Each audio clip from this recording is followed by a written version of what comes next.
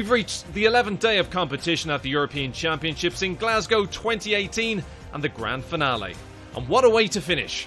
Coming up, diving, open water swimming and gymnastics highlights, but first action from the city's streets.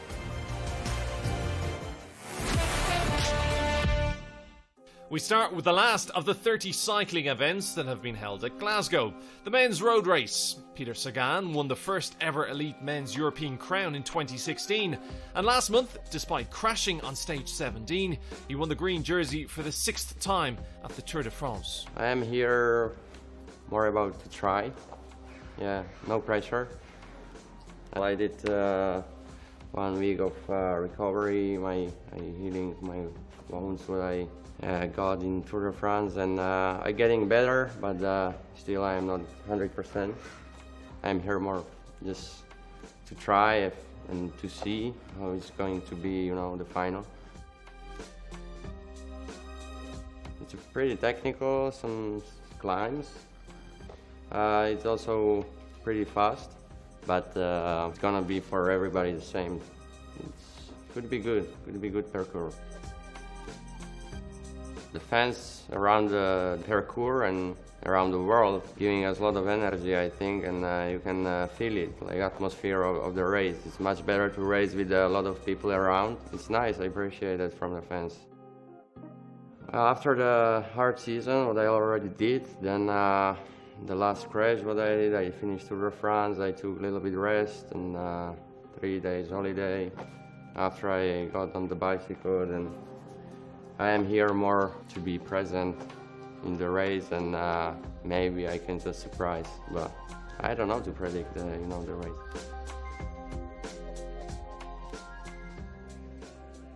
Sagan was joined in a high-class field for the men's road race by the man wearing number 1, Norway's defending champion Alexander Kristoff, who was the winner in the final sprint on the Champs-Élysées last month.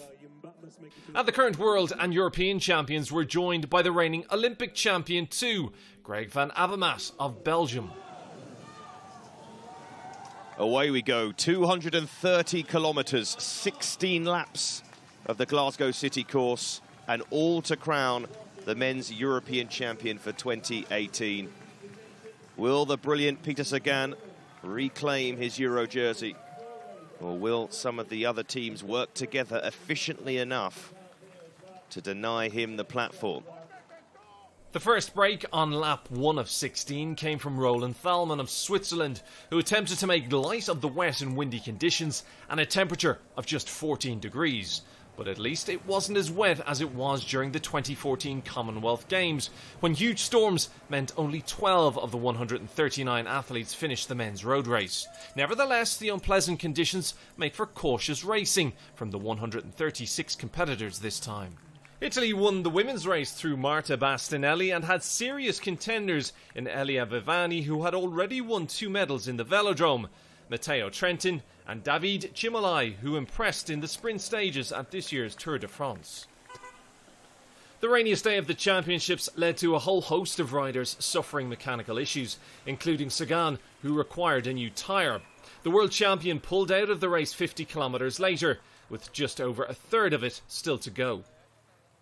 Several of the leaders crashed out of the race on the cobbles of Buchanan Street, and ultimately only 50 riders completed the course. 5 hours into the race, and with 55 kilometres to go, Xandro Maurice of Belgium made the key break from the pack. He opened up a 20-second gap, which ultimately split the field.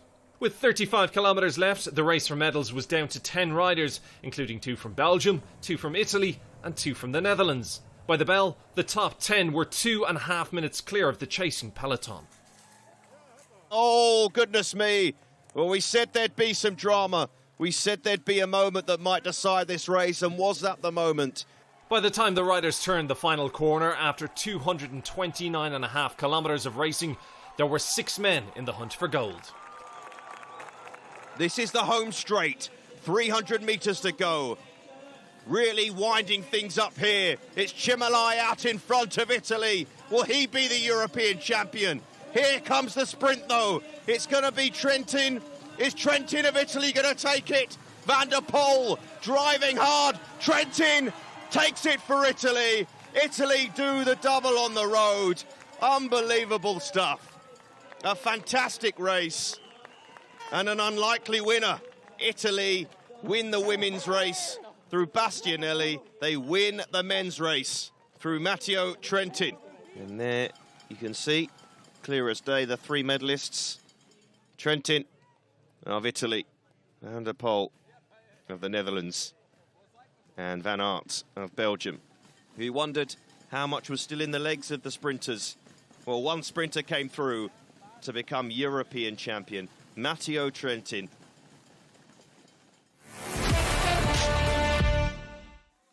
So, to the penultimate event in the Royal Commonwealth Pool, the women's synchronised 3-metre springboard final, throwing up the prospect of a second gold for local girl Grace Reed.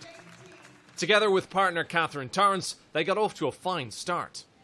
Dive piked for Reed and Torrance. It's a nice tidy start. But it was the Russian pair Bazina and Ilinik leading the pack early on. Very controlled. Heading into round 3, and it was all change. Italy next. Well, that's the gauntlet thrown down. A good dive would see Reed and Torrance take the lead. Well, they're avoiding the big mistakes. Into the final dive, Bertocchi and Pellicani would need to find a little bit of magic. 3.0, back 2.5 somersault, piked in silver position. Can they grab the top of the podium?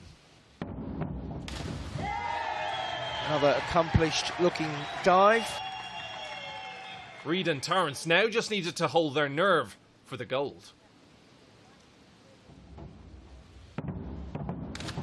Oh dear, didn't need to be sensational, it did need to be safe.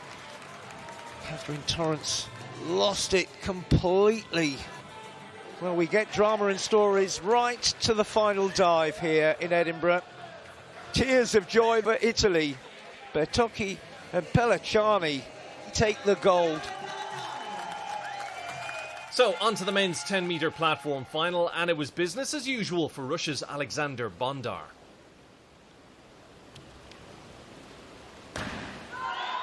Pretty slick. Britain's Matthew Lee, though, was providing some serious competition. Oh, another splendid effort. Third in the morning preliminaries, France's Benjamin Offray was also in touching distance. He does make his dives look good on entry. Bondar, though, was looking every bit the gold medalist. This is the big dive. Lee still has his to go. He really has found terrific form in here, Alexander Bondar. With 2 dives remaining, Lee now needed to take his chance. So here it comes, the big one from Matty Lee, the 3.7. Big mistake, could sacrifice his position. He's not got that one away. Now that could make a big difference to the podium. With the main challenge for gold gone, Bondar just needed to keep it simple. Back 2.5 somersault, 2.5 twists, piked. No problem. He has been the class act on the platform. Dominant this morning, dominant this afternoon. In the lead from gun to tape. Gold then for Alexander Bondar, and the end to a fantastic week's diving.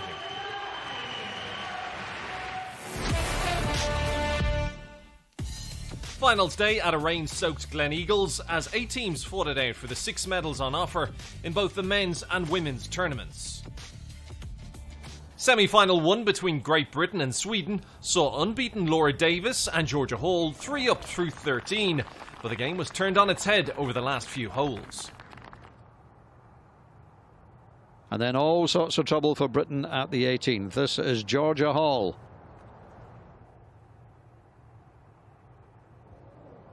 Sweden, after being 3 down after 13, come back to win it.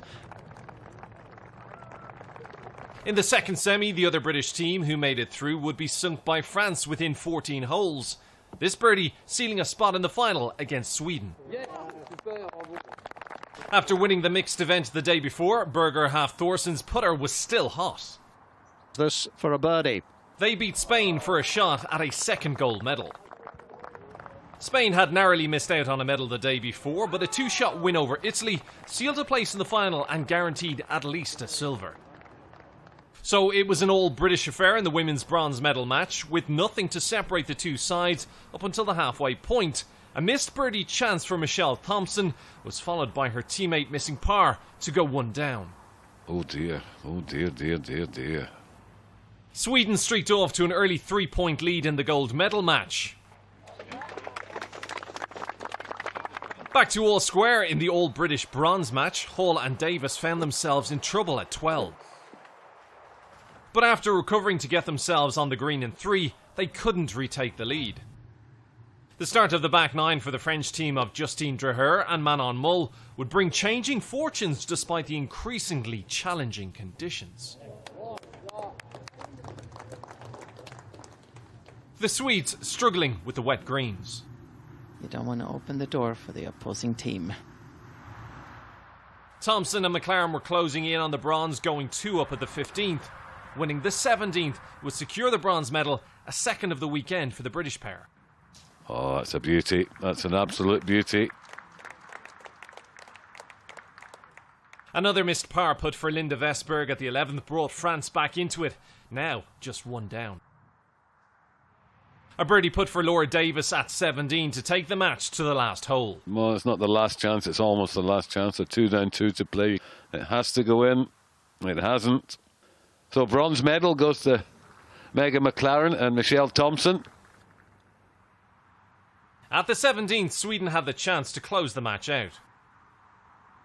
No, never give it a chance. France looked set to bring the match back to all square with a hole left to play, but they remained 1 down. They just haven't been able to hole a putt today. On the final green of regulation play, Kesha Persson had a putt for the gold. Well, no gold medal winning putt for Sweden.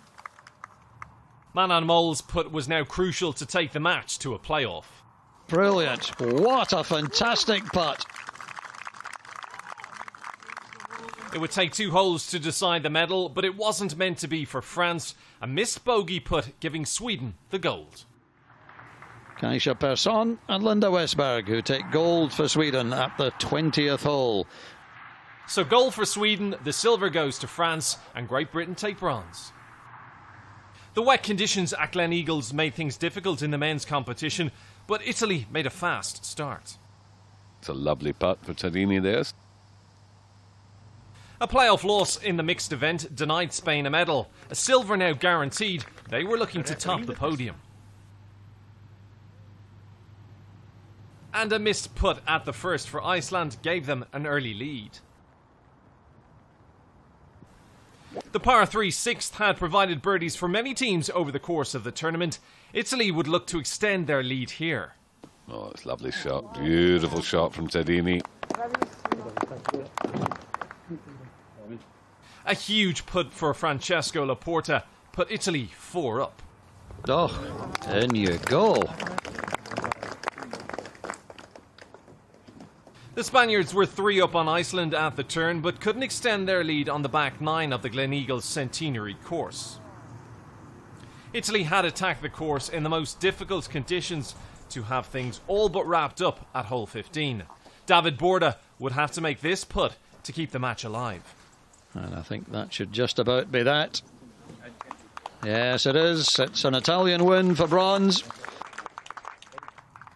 By the time it had got to 18, the tides had turned in the gold medal match.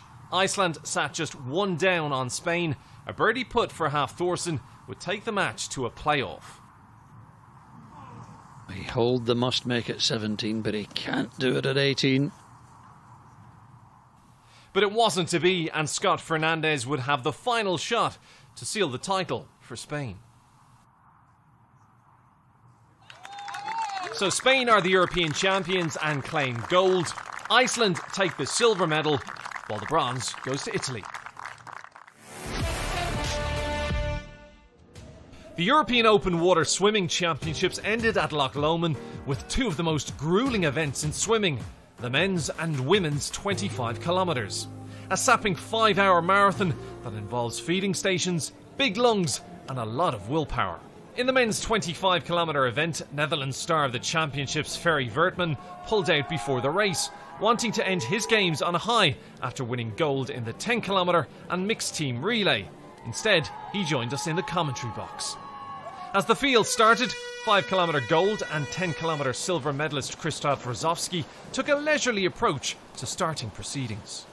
Krzysztof Rosowski waving to the photographers before diving in, but there's no great rush.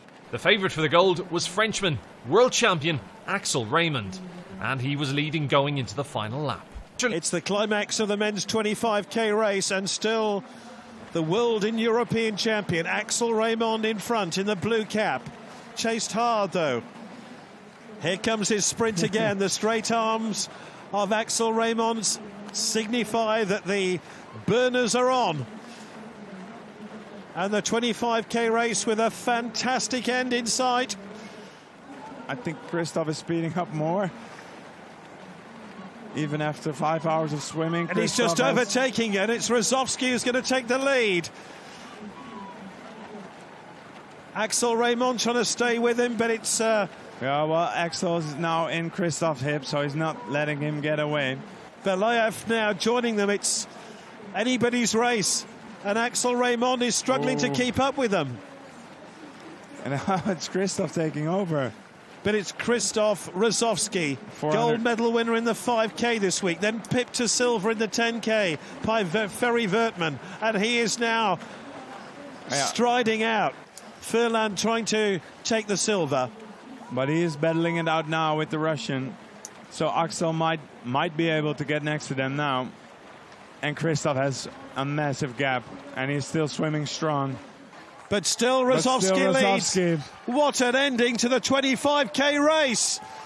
Does he see the Belayev on time? Belayev trying to get there and claim gold.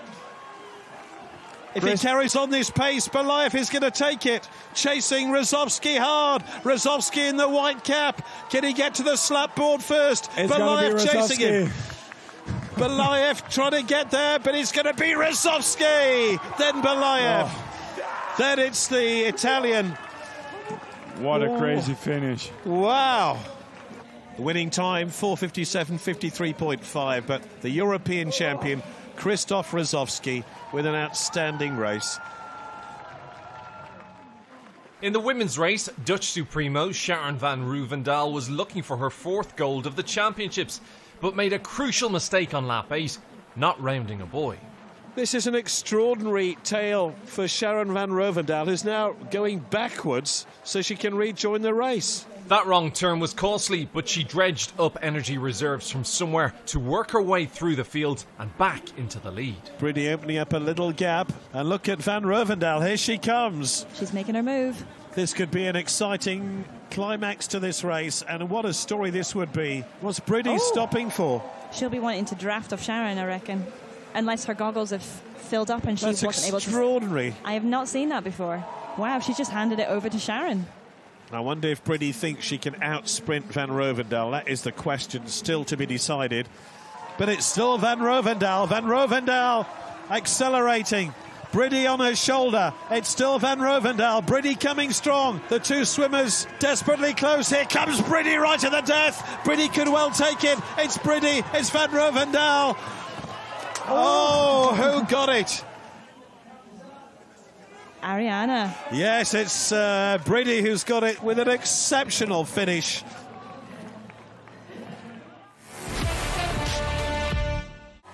The SSE Hydro in Glasgow has played host to a wonderful European Gymnastics Championships, and with 6 men's individual medals available on the final day, crowds were in for a treat. The first title up for grabs was on Pommel Horse, which produced a fascinating battle between Great Britain's Olympic champion Max Whitlock and Ireland's Commonwealth champion Rhys McClenaghan. Whitlock was up first. Very good control. Oh, goodness me. Oh, absolutely extraordinary. This most uncharacteristic moment from Max Whitlock just seemed to lose the balance slightly, perhaps. And needless to say, he carries with it a very hefty deduction.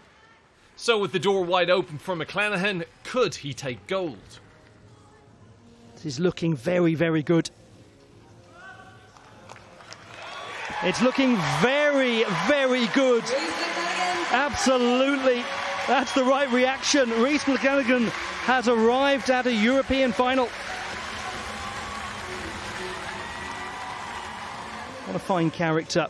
What a fine character. What a fine score. 15.3 for Rhys McClenaghan. Next up, who could acrobat their way to floor gold? Russian Artur Dalalyan's 14.466 score was only enough for bronze. And it was silver for Israel and Artem Dolgopiats. The gold went to the hosts and Britain's Dominic Cunningham. Finishes absolutely marvellously. What a display from Dominic Cunningham that was. I think they rather enjoyed it in the hydro. When it comes to strength and poise, there isn't much better than Greece's Lord of the Rings, Eleftherios Petronius. And opens up the hands so beautifully in the Maltese to show so much strength. And once more. Despite struggling with a shoulder injury, he secured his 4th consecutive European title. Oh, come now, it's just a joy to watch. The vault was up next, and the defending champion, Russia's Artur Dalalyan, did not disappoint.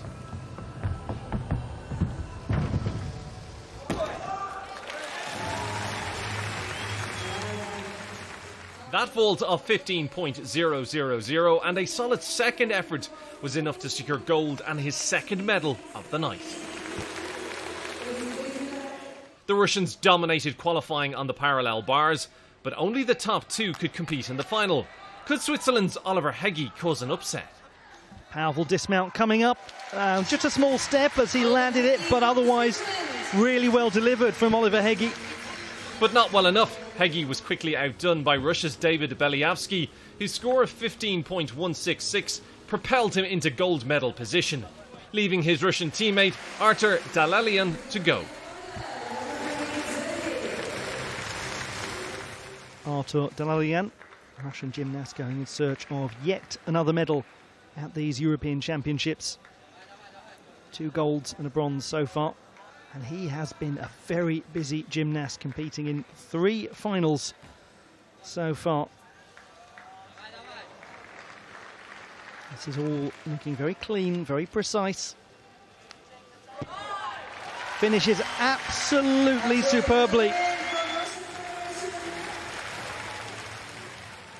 A 15.433, and it means that Artur Dalalyan is the European champion on the parallel bars. Team champion, vault champion, bars champion. He's not leaving much for anyone else to get a hold of. The last gymnastics gold of the evening was the high bar. The Flying Dutchman, 32-year-old Epke Zonderland, took silver and is still as exciting as ever. Swiss Hegyi was up next, hoping to turn 3rd into 1st. Oliver Hegyi, the Swiss gymnast who's just taken a bronze medal on the parallel bars. That's an exceptionally difficult skill. It's a wonderful part of Hegyi's arsenal. The deft twist, now into the Kovac.